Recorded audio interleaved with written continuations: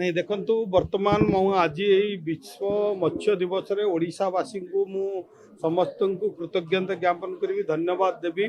जे आमे वर्तमान यही मत्स्य दिवस विश्व मत्स्य दिवस रे आज जो प्रथम थर पाई ओडिशा रे पालन करागला विश्व मत्स्य दिवस एथिरे विभिन्न ऑफिसर माने एक्सपर्ट आमर वैज्ञानिक माने एवं आपणकर नाबार्ड जे रही निर्देशक मध्य आसीथिले एवं ओइट्र कुलपति थिले आमर विभागीय जे अधिकारी रही सुरेश वशिष्ठ मध्य थिले एवं विभिन्न अंचल आसीथिबा चाषी जो माने मत्स्य चाष करते सेमानकर आज गोटे विश्व मत्स्य दिवस गोटे सम्मेलन कराइला एथिरे अनेक कथा आलोचना है जे ओडिशा को किपरि भाव में मत्स्य चाष रे स्वावलंबी करबा आगो को नेबा वर्तमान आमर ओडिशा रे पाखापाखि 11,11.5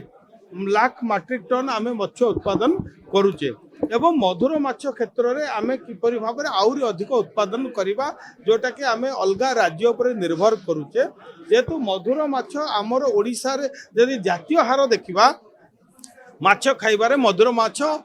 7 किलो थिला बेले ओडिशा रे मुंड पिछा माछ खाइबा 18 किलो रही वार्षिक तेणु यही दृष्टि मध्य किपरि भाव में जो ग्रामांचल रे महिला स्वयं सहायक गोष्ठी अच्छी विभिन्न कृषि उद्योगी अच्छी से मत्स्य चाष रे आत्मनिर्भर करने मत्स्य चाषी करने आमर प्रिय मोहन माझी सरकार रे वर्तमान प्रोत्साहन राशि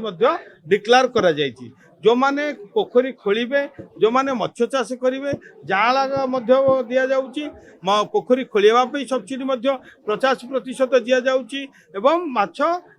ताकू किपरि भाव विक्रय करेंगे विभिन्न आमे वर्तमान जेटी हार्बर एवं मत्स्य बाजार नूतन भाव में जोटा इंफ्रास्ट्रक्चर वर्तमान डेवलपमेंट करिया सरकार वर्तमान जाउछन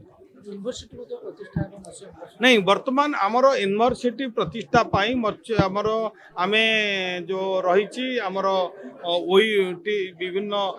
आमर टेक्निकल टीम ताकू मध्य गोटे कमिटी गठन करा जायछि कमिटी जे आमर निश्चित भाव में आवश्यक रही कमिटीर रिपोर्ट आधार रे ओडिशा रे यूनिवर्सिटी गठन करा जिवो एवं को आधार रे करा जिवो से कमिटी तार रिपोर्ट देला परे पुंखानुपुंख भाव में आपण सहित आमे तार कथा कहि परिबा देखंतु संबलपुर जो बसंतपुर रही सेठी गोटे 100 एकर विशिष्ट परिधि रे एवं 100 कोटी टंकार व्यय एवं प्रिय प्रधानमंत्री जो रही मत्स्य संपद योजना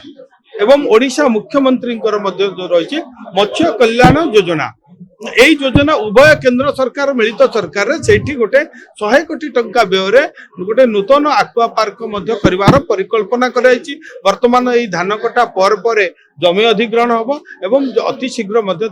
आरंभ करने जाऊ नहीं देखो वर्तमान आमर जदि आम देखा वार्षिक मुझे कहली ना 11 लाख मैट्रिक टन आमर वर्तमान 11.5 लाख मैट्रिक टन जदि आम देखा आम जी आम रप्तानी अधिक करुचे आमे केवल आमदानी करूना रप्तानी आमे यदि देखा भारत रे चतुर्थ राज्य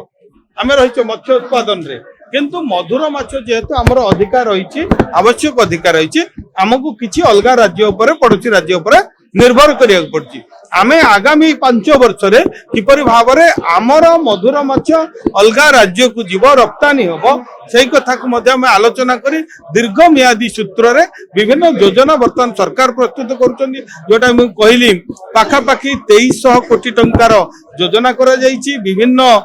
15-17टी बिंदु उपर जे महिला स्वयं सहायक गोष्ठी की साहाय्य करवा ग्रामांचल पोखरी खोलने साहाय्य करवा जाल उत्पादन व्यवस्था हाचेरी करवा यही सब कथा को इंफ्रास्ट्रक्चर डेवलपमेंट पाखापाखि 600 कोटी टंकार अधिक टंका